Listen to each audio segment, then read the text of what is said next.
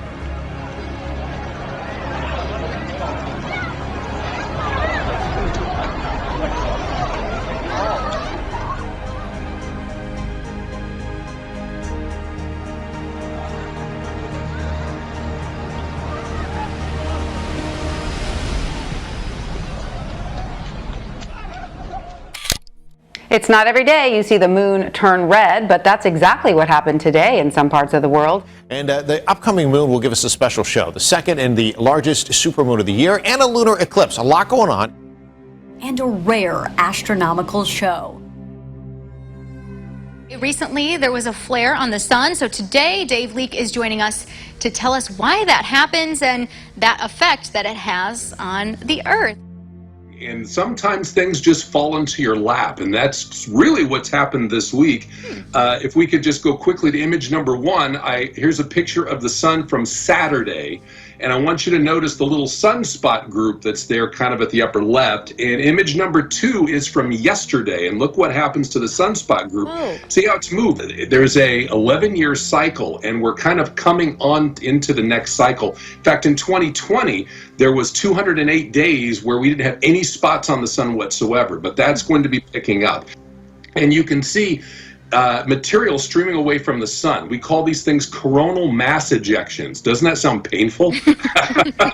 And these things leave the sun anywhere from 600,000 to 6 million miles per hour. Whoa. Now, if these things happen to be aimed at the Earth, believe it or not, it can be a little bit dangerous. This is from yesterday, and you're looking at the pole of the Earth, and this is sort of around the magnetic pole, and where the green is there, that's where the air is glowing, and that's what gives us the northern lights. Image 8 shows you the northern lights, and this picture was not taken by me. This picture was taken by Frank Lang in Saskatoon, believe it or not.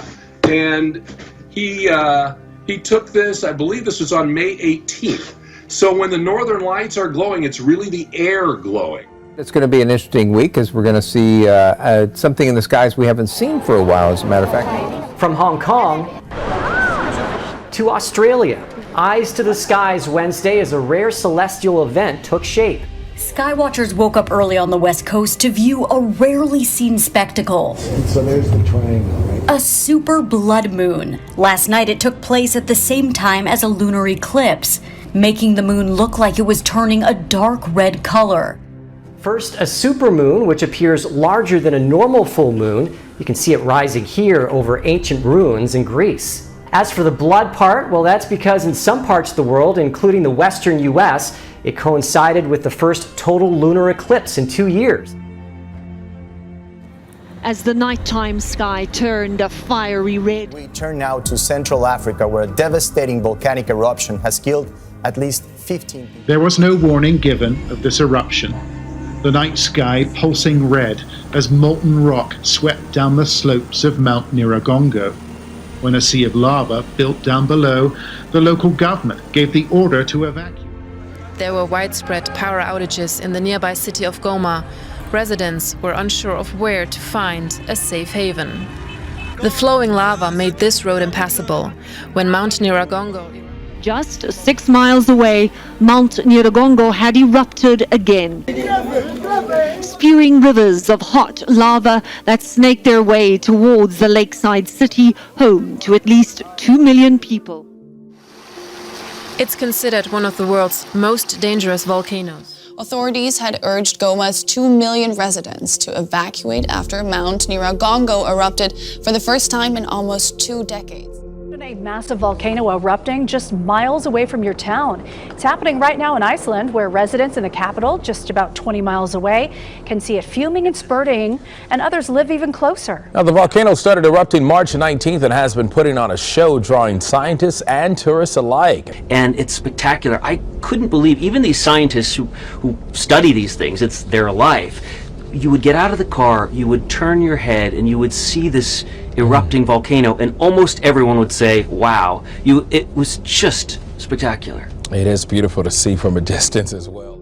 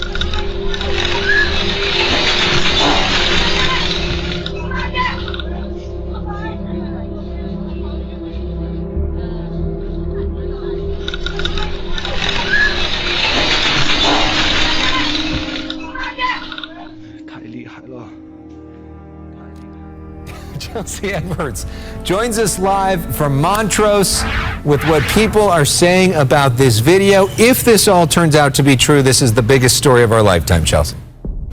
When it comes to aliens, there's some things I just can't tell you on air.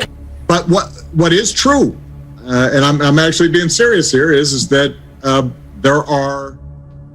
there's footage and records of objects in the skies that we don't know exactly what they are. We can't explain how they moved, their trajectory. You know, I think that people still take seriously trying to investigate and figure out what that is.